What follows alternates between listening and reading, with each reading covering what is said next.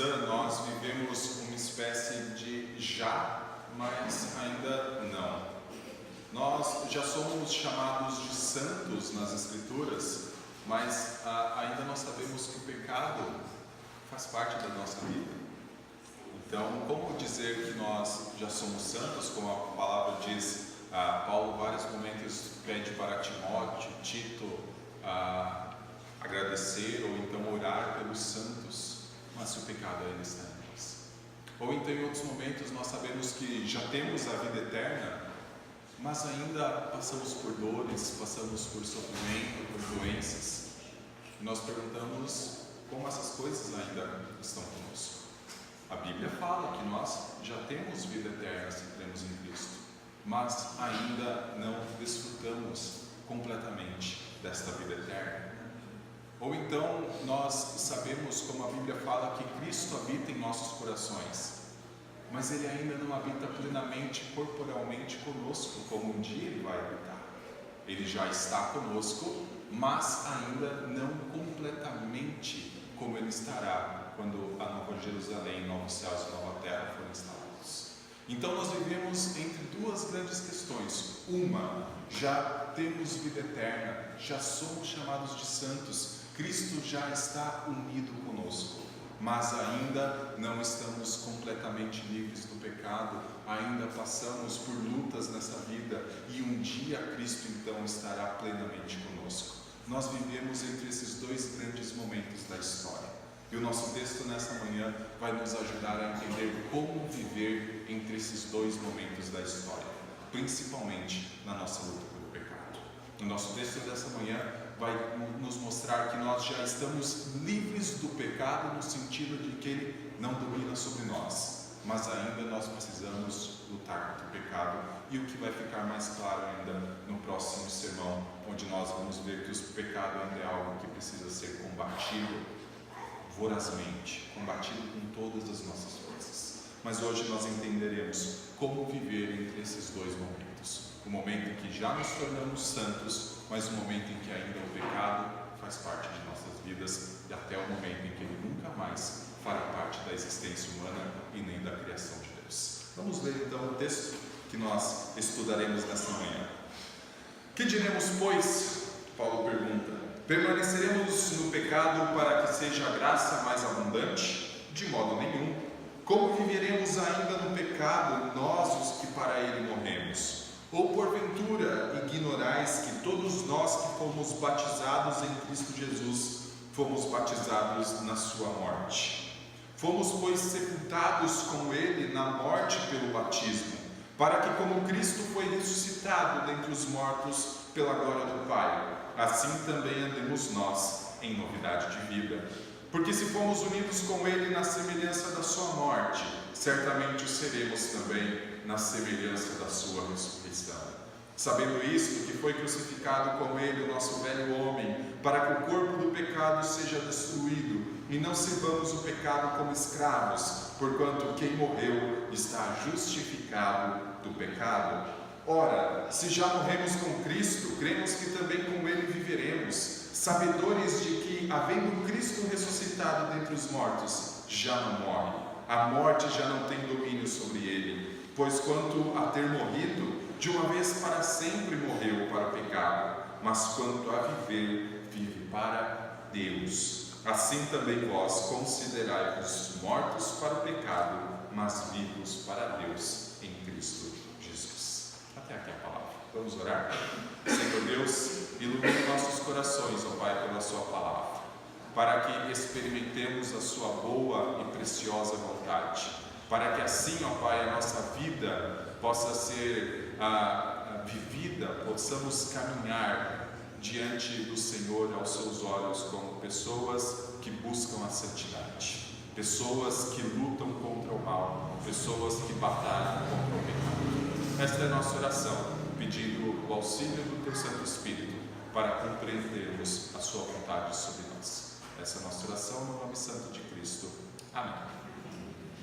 Meus irmãos, nós chegamos à terceira grande divisão do livro de Romanos, da carta de Paulo aos Romanos. A primeira divisão, que vai do capítulo 1 ao capítulo 3, nós falamos principalmente sobre os efeitos da queda, os efeitos do pecado sobre os homens. E lá no capítulo 1 nós vimos o efeito do pecado sobre os gentios. Lembram as acusações que os judeus faziam contra os gentios? Vocês praticam coisas abomináveis, vocês não adoram o Senhor, vocês adoram a criatura no lugar do Criador, vocês até mesmo se entregaram a paixões torpes, paixões mundanas. Era a acusação dos judeus contra os gentios, dizendo: vocês são pecadores. Mas então Paulo fala: mas e vocês, judeus, no capítulo 2? Vocês também são pecadores. Vocês dizem ter a lei, vocês dizem ser guardiões da lei, aqueles que têm a circuncisão na carne, aqueles que se dizem povo de Deus. Mas vocês dizem que não é para roubar, mas vocês roubam. Vocês dizem que não é para mentir, mas vocês mentem. Vocês dizem que não é para adulterar, mas adulteram. E daí Paulo fala: o nome de Deus está sendo blasfemado entre os gentios por culpa de vocês. Basicamente o que Paulo fala no capítulo 2 é: judeus, vocês são hipócritas, porque vocês fazem o que não falam, não vivem de acordo com o que pregam. Só que então, quando a gente parece olhar e ver que são dois grupos distintos, pecados distintos, o dos gregos, gentios de um lado, e os dos judeus do outro, Paulo no capítulo 3 surpreende dizendo que todos estão debaixo do pecado, não há um sequer, é o mesmo grupo. Todos os homens caíram, todos os homens estão debaixo da escravidão do pecado. Isso na primeira parte do capítulo 3. Mas pela graça de Deus, ele não termina a sua carta apenas falando deste mal que domina a vida dos homens, mas ele mostra a solução para este mal, que é Cristo Jesus, como o grande propiciatório, a quem se entregou sua vida para nos justificar de nossos pecados, ou seja, para nos perdoar os pecados. Então, a partir do capítulo 3, a segunda parte do capítulo 3, nós temos a segunda grande divisão da carta aos Romanos, que é falar sobre a graça de Deus, que é falar sobre salvação. A primeira fala da queda, a primeira metade do Evangelho. Mas a partir do capítulo 3 nós temos a segunda metade do Evangelho, que é falar sobre redenção. Então no capítulo 4 ele vai dar o exemplo de Abraão, que mesmo no Antigo Testamento, mesmo antes de ser circuncidado, foi salvo pela graça, foi justificado pela fé, não por obras, para que ninguém se glorie.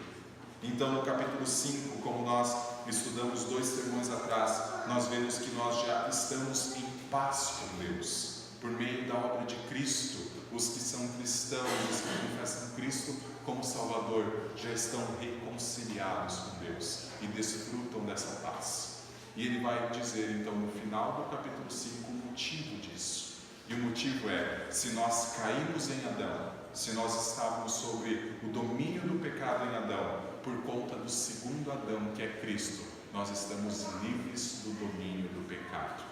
E então Paulo faz uma afirmação tremenda no capítulo 5, versículo 20. Eu peço que os irmãos olhem para esse versículo.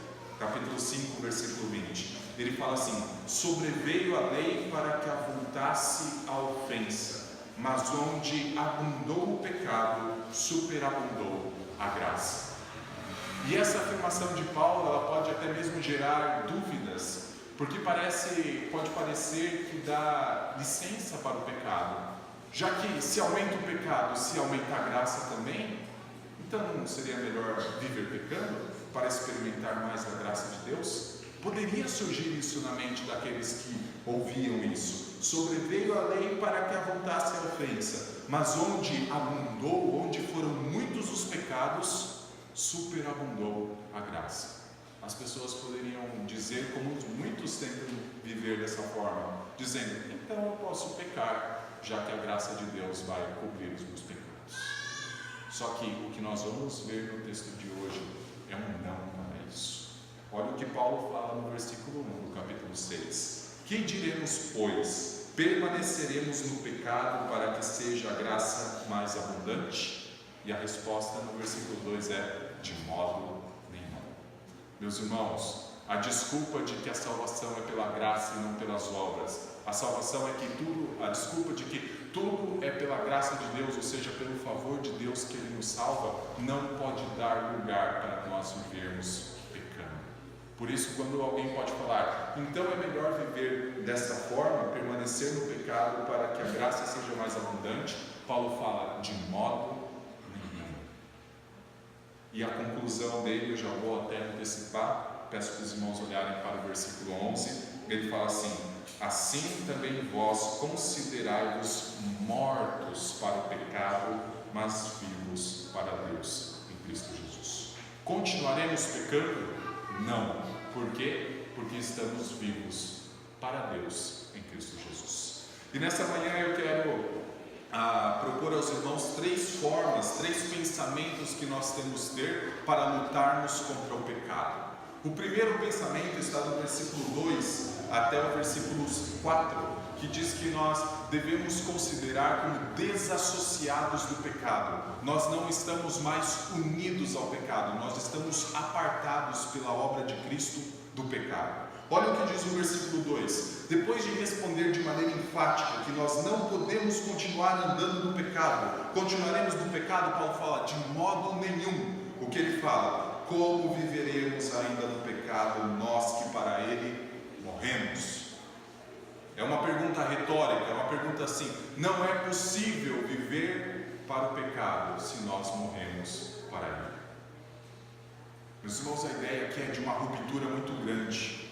Quando uma pessoa está viva, ela pode fazer todas as funções que o seu corpo permite. Ela pode comer, ela pode andar, ela pode falar, ela pode pensar, pode se relacionar com os outros. Mas no momento em que a pessoa morre, essas funções já não são mais permitidas. Ela não se relaciona, ela não fala, não pensa, não come, não faz nada, o seu corpo está morto. É isso que Paulo está dizendo. Como viveremos ainda no pecado se nós morremos para esta função que praticávamos antes?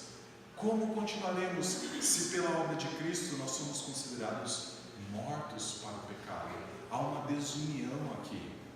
Nós não temos mais a união com o pecado. Antes fomos desunidos em relação a ele, desassociados em relação a ele. Versículo 3 fala: ou porventura, caso a gente não pense dessa forma, ou porventura ignorais que todos nós que fomos batizados em Cristo Jesus, fomos batizados na sua morte.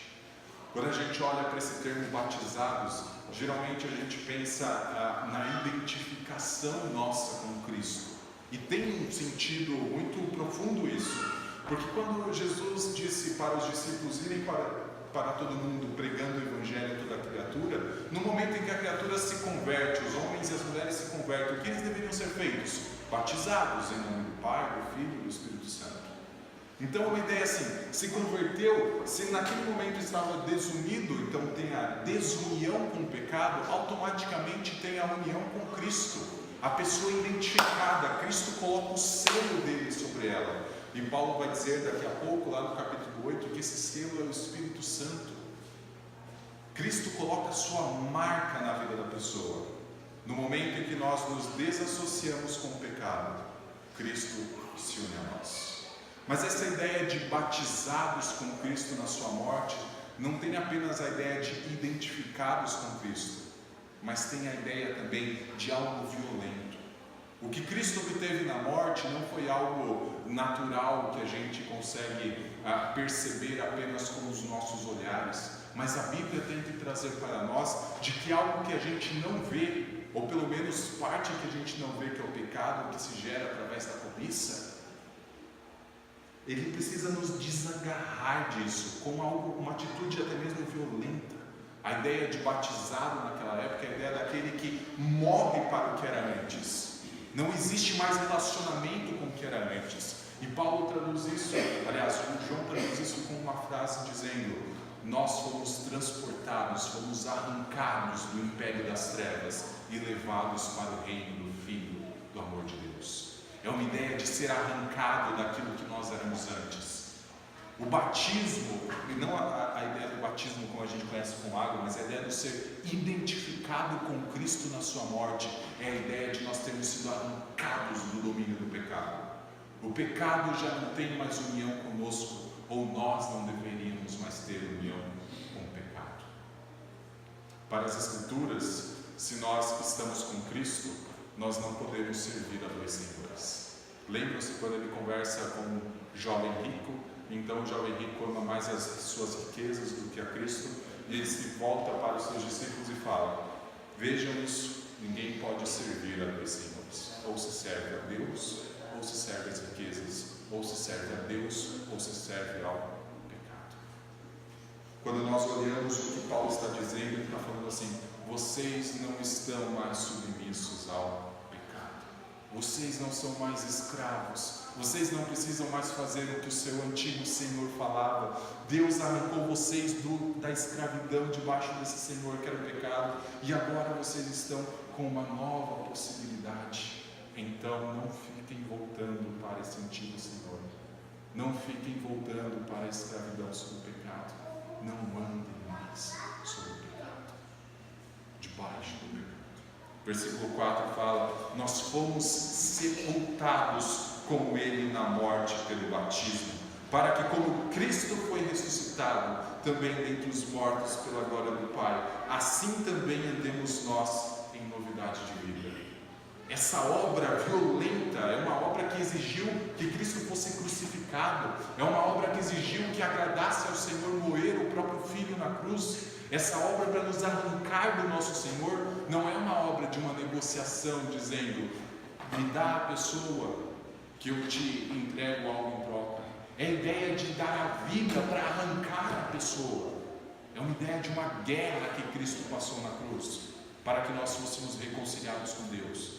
E se isso é tamanho, se nós não estamos mais subordinados àquilo, e por isso a descrição da cruz de Cristo é tão marcante, tão simbólica, poucas coisas na Bíblia têm tamanha descrição, significa que nós não podemos mais ficar vivendo com aquele de onde Cristo nos arrancou. Por isso Paulo fala no final do versículo 4: nós fomos sepultados com Ele na morte pelo batismo, para que andemos em novidade de vida. A partir do momento em que nos convertemos, há uma nova vida para nós. Então a pergunta que ele fez lá no versículo 1 é: permaneceremos no pecado para que seja a graça mais abundante? E a pergunta mais ou menos assim: continuaremos andando com o pecado para que a graça seja mais abundante? A resposta é: de modo nenhum. Nós morremos para o pecado para andar em novidade de vida. Meus irmãos, o que isso significa para nós? Que as nossas práticas têm que ser sempre voltadas para a glória de Deus.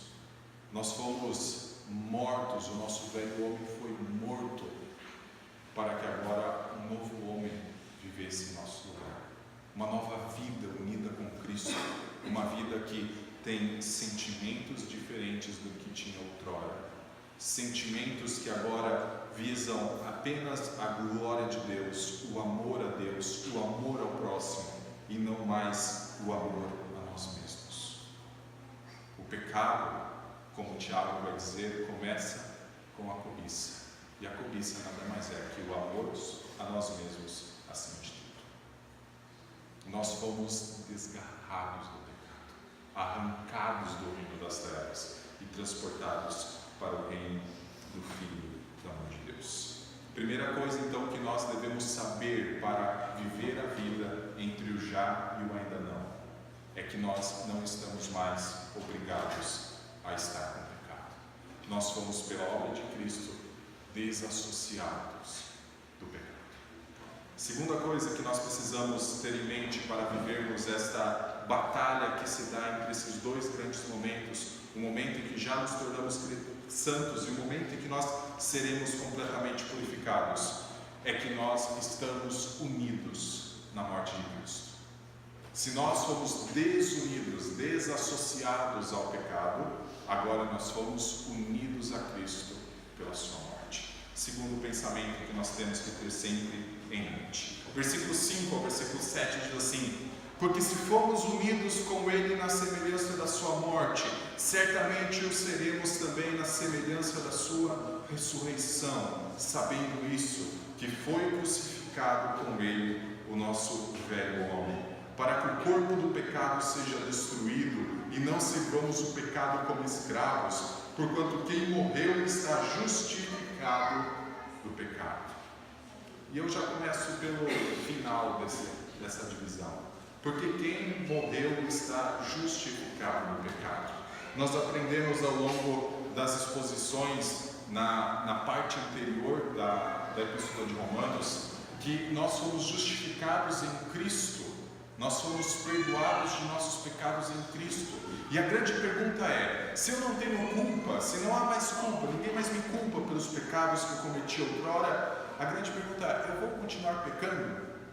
É o que ele está sempre trazendo em mente. Que diremos, pois? Continuaremos andando no pecado se eu já não tenho mais culpa dos pecados, já que Cristo morreu por mim? A resposta é: de modo nenhum. É enfático, é até mesmo bruto a resposta de Paulo. É de jeito nenhum. Por quê? Porque nós somos unidos, como diz o versículo 5, fomos unidos com Ele na semelhança da sua morte. Nós lemos em nossa liturgia que se nós queremos ter a nossa vida, salvar a nossa vida, nós vamos perder. Mas se nós perdermos a nossa vida, nós vamos ser salvos. E como a gente faz isso? Tomando a nossa cruz e seguindo a Cristo, nos identificando com Ele, a semelhança da sua morte. Meus irmãos, Cristo só morreu porque em um determinado momento Ele não julgou com usurpação o ser igual a Deus. Antes a si mesmo se esvaziou, assumindo a forma de servo, tornando-se em semelhança de homens e assumido, reconhecido em figura humana. Cristo deixou a sua glória para se colocar debaixo da lei que Ele mesmo criou, para cumprir a lei que Ele mesmo estabeleceu, para morrer, porque o castigo da lei é a morte. A punição para o pecado que a lei acusa é morte. Cristo se esvaziou. Cristo negou a si mesmo durante o período da sua vida. Por isso Ele experimentou a morte. E Ele nos chama a fazer a mesma coisa. Ele nos chama a nos negarmos a nós mesmos. Ele nos chama a negarmos aquilo que nós cobiçamos. Ele nos chama a negarmos aquilo que domina as nossas vidas, mas não deveria mais dominar. Aquele pecado que talvez hoje nós vivemos, aquele pecado que talvez se tornou rotineiro em nossa vida e a gente acha que não consegue mais largar. Se nós estamos unidos com Cristo na sua morte, nós podemos largar. Eu não lembro, creio que foi numa pregação do Reverendo Augustus. Certa vez ele falou que era comum a gente andar 5.000 quilômetros ou 10.000 quilômetros de carro e então furar o pneu. É talvez normal fazer uma viagem longa e o pneu furar. Mas se a gente tem que trocar o pneu a cada 100 metros, tem um problema. É comum para um cristão caminhar 5.000 quilômetros, 10.000 quilômetros, ou deveria ser comum, e então pecar. Mas se a gente peca a cada 50 metros, tem um problema. Meus irmãos, eu sei que nós nos colocamos muitas vezes, e nós devemos nos colocar na posição de pecadores, mas o pecado não tem mais domínio sobre nós.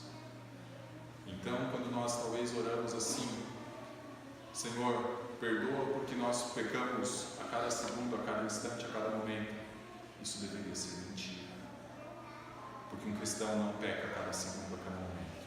O cristão peca, mas o pecado é um acidente na vida dele. O pecado não é uma rotina na vida dele. Que diremos, pois? Andaremos continuamente com o pecado? De modo nenhum. Porque nós somos unidos na morte de Cristo. Versículo 6: sabendo isto, que foi crucificado com Ele o nosso velho homem, para que o corpo do pecado seja destruído e não sirvamos o pecado como escravos. A analogia que Paulo faz aqui é a ideia daquele senhor abusivo e que o que ele ordena, o seu escravo faz. O que ele ordena, o seu escravo faz sem abrir a boca. E o que ele está dizendo aqui? Nosso velho homem foi crucificado, ou seja, nós somos unidos à semelhança da morte de Cristo, para que o nosso antigo Senhor não diga mais o que a gente tem que fazer ou não. Nós não precisamos mais ser escravos do pecado. Aliás, nós não devemos mais ser escravos do pecado, porque o nosso Senhor, amoroso e gracioso, nos resgatou do seu império das trevas e nos transportou para o seu reino, para o reino do Filho do amor de Deus. Meus irmãos, a primeira coisa que nós devemos saber para de modo nenhum andarmos no pecado enquanto esperamos o dia em que seremos libertos dele, é que nós fomos desassociados do pecado. Nós não temos mais comunhão com o pecado. Segunda coisa que nós devemos saber é que nós fomos unidos à morte de Cristo, identificados com a morte de Cristo, e por isso nosso velho homem morreu. Agora nós podemos andar em novidade de vida. Terceira coisa que nós devemos saber é que nós fomos unidos, identificados com a ressurreição de Cristo. Se nós fomos desunidos, desassociados da comunhão com o pecado, nós fomos unidos com Cristo primeiro na sua morte, mas também nós seremos unidos com Cristo na sua ressurreição. Versículo 8 em diante, até o versículo 10. Ora, se já morremos com Cristo, cremos que também com Ele viveremos, sabedores de que, havendo Cristo ressuscitado dentre os mortos, já não morre, a morte já não tem domínio sobre ele, pois quanto a ter vivido de uma vez para sempre, morreu para o pecado, mas quanto a viver, vive para Deus. Mas quanto a viver, vive para Deus. Meus irmãos, se nós nos associamos com Cristo na sua morte, ou seja, se nós tomamos a nossa cruz, ou seja, se nós nos negamos e negamos os nossos prazeres pecaminosos, significa que nós também estamos unidos com Cristo na sua ressurreição. E nós já experimentamos algo dessa ressurreição. Quando nós encontramos Cristo, reconhecemos Cristo como nosso Senhor e Salvador, a Bíblia diz que uma nova vida foi colocada em nós. Aqueles que Paulo vai dizer em Efésios capítulo 2, versículo 1, que estavam mortos em delitos e pecados, Deus os deu vida em abundância.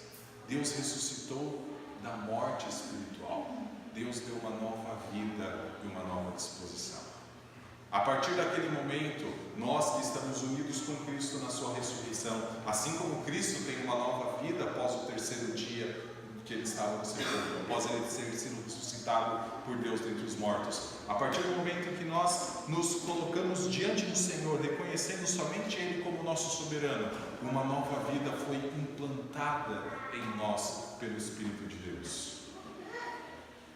Só que essa nova vida duela e deve sempre prevalecer sobre a antiga vida. Mas há um duelo. O nosso velho homem está crucificado, mas o nosso velho homem, nossa velha natureza permanece batalhando conosco. Mas uma nova vida foi dada para que, na força de Cristo, para que a semelhança da ressurreição de Cristo dentre os mortos, nós possamos batalhar e vencer essa batalha. Versículo 8 fala: ora, se já morremos com Cristo, cremos que também com Ele viveremos. Não só viveremos agora, Cristo já está conosco, Cristo já habita em nosso coração. Todos os cristãos são templo do Espírito Santo, como Paulo fala em Coríntios. Mas nós um dia viveremos plenamente com Ele. Um dia nós seremos ressuscitados de nossas mazelas. Um dia nós seremos ressuscitados deste corpo que hoje sente dor. Um dia nós seremos ressuscitados deste corpo que chora ao ver a tristeza. Um dia nós não veremos mais coisas tristes. Um dia nós não veremos mais o pecado. Se estamos unidos com Cristo, cremos que também com Ele nós viveremos. Ora, versículo 8, versículo 9, sabedores de que, havendo Cristo ressuscitado dentre os mortos, já não morre, ou seja, já não volta mais ao estado em que estava antes. Mas e ele continua: a morte já não tem domínio sobre ele. Meus irmãos, nós não nos identificamos mais com o pecado. O pecado é um acidente sobre nossa vida. O pecado não é uma rotina. O pecado não é a roupa que nós colocamos todo dia. O pecado é algo que acontece na vida do cristão bem longe. Acontece, nós não somos perfeccionistas. Nós não acreditamos que nós vamos atingir a perfeição ainda nessa vida. Nós não acreditamos que ainda aqui nós não vamos pecar mais. Nós sabemos que o pecado ainda está conosco, mas nós não estamos mais unidos num compromisso com o pecado. Nós temos um compromisso com o Senhor. E como o versículo 9 diz, Cristo ressuscitou dentre os mortos, Ele já não morre. Se nós formos ressuscitados espiritualmente na nossa conversão, nós já não morremos mais. Nós apenas aguardamos pelo dia em que viveremos eternamente com o Senhor. Não há mais morte. O pecado não tem mais domínio sobre nós. Nós não somos mais escravizados por ele. Versículo 10: Pois quanto a ter morrido de uma vez para sempre, morreu para o pecado, mas quanto a viver, vive para Deus. E aqui a gente precisa apenas explicar a ideia de que Cristo não teve pecado algum, como nós lemos nas Escrituras. Ele foi tentado em todas as coisas à nossa semelhança, mas sem pecado. E por isso ele pode ser o nosso grande exemplo, daquele que, sendo tentado, resiste à tentação. Nós podemos resistir à tentação. Nós somos tentados diariamente, cotidianamente, às vezes a cada segundo, minuto ou hora. Mas nós não pecamos a cada segundo, minuto, hora ou dia. Nós podemos nos ver livres do pecado se estamos unidos com Cristo. E quando ele fala que Cristo morreu para o pecado, ele está dizendo assim: os efeitos do pecado sobre o corpo de Cristo não existem mais. Cristo não pecou em momento algum, mas por conta do pecado de Adão, por conta do nosso pecado, quando ele encarnou, quando ele nasceu de Maria, ele herdou um corpo que sofre a consequência dos pecados. Ele herdou um corpo que sentia dor. Ele herdou um corpo que sentia angústias. Ele herdou um corpo que sentia todas as mazelas do pecado que nós sentimos. Mas ele morreu para isso. E o seu corpo agora é glorificado. Ele morreu para as consequências do pecado. Nós hoje ainda sentimos as consequências do pecado sobre nós. O nosso corpo muitas vezes trabalha contra o nosso espírito. E a Bíblia muitas vezes coloca: a nossa carne milita contra o nosso espírito. Mas nós podemos viver sem pecar. Podemos viver lutando contra o pecado. Versículo 10 termina: agora Cristo vive para Deus. Nós também vivemos para Deus. Que diremos, pois? Andaremos continuamente em pecado para que a graça seja abundante? De modo nenhum. Nós não temos mais comunhão com o pecado. Nós estamos unidos na morte de Cristo. Nós estamos unidos na ressurreição de Cristo. Por isso nós podemos falar como Paulo fala no versículo 11: agora nos consideramos mortos para o pecado, mas vivos para Deus em Cristo Jesus. Meus irmãos, a nossa vida agora é diferente. E nós veremos a partir do versículo 12 no próximo sermão que a nossa vida agora pode ser uma vida de militância e uma vida que batalha contra o pecado e uma vida que pode sair vitoriosa e deve sair vitoriosa contra as tentações de Satanás. Concluo esta mensagem dizendo: primeiro, você tem uma nova vida, o seu velho homem foi crucificado juntamente com Cristo. Se você tem uma nova vida, procure coisas diferentes que você fazia antes. Antes você tinha algumas práticas. Talvez antes você tinha prazeres que desagradam ao Senhor. Agora você pode ter alegria em coisas que agradam ao Senhor. Você pode viver buscando coisas que agradam ao Senhor. Por exemplo, nós podemos ter prazer e alegria em ler a Bíblia. Quando nós estávamos mortos em nossos delitos e pecados, a Bíblia era só mais um livro. Nós podemos ter prazer e alegria em dobrar os nossos joelhos e dizer: Senhor, só Tu me sustenta. Senhor, é só pela Sua graça. e encontrar prazer e deleite na oração, porque só vivos espirituais oram.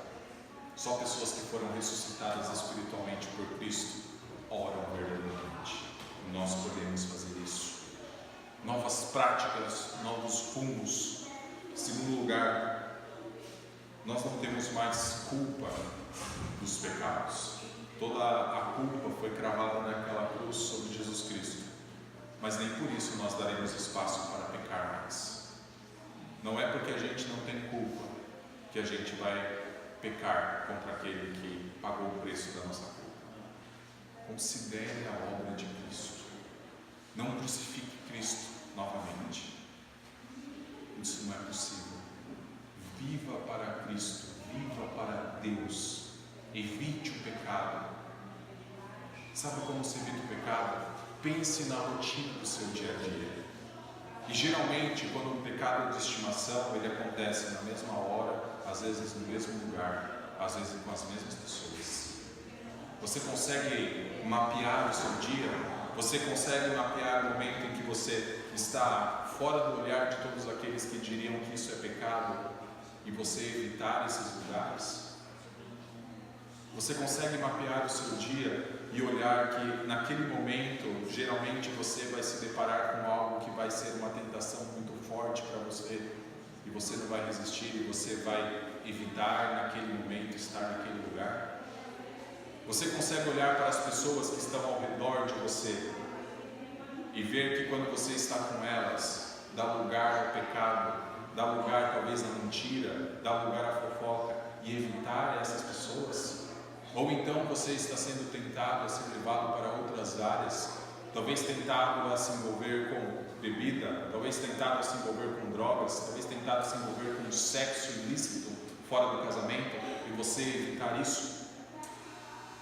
Se você consegue pensar no seu dia a dia, nos momentos em que você peca, nos lugares em que você peca e com as pessoas que você peca, você nasceu de novo. Você está unido com Cristo e desunido com Cristo. Então você pode evitar tudo isso. O pecado para o crente é um acidente. O pecado para o crente não é uma rotina. E se não é uma rotina, pode ser arrancado. O que nós não arrancamos da nossa vida? Rotinas. Nós vamos para o trabalho todo dia porque é uma rotina. Nós vamos para a escola todo dia porque é uma rotina. Nós vamos para a igreja todo domingo porque é uma rotina. Isso nós não removemos. Mas se o pecado não é mais uma rotina, como nós vimos no texto de hoje, ele pode ser arrancado da sua vida. E as tentações, os lugares onde você é tentado, podem ser removidas. Pessoas que te levam a pecar podem ser removidas da sua vida. Ou pelo menos a influência delas sobre a sua vida. Meus irmãos, nós não somos mais escravos do pecado. Pela graça de Deus, em Cristo Jesus, nós vivemos para Ele. Vamos orar?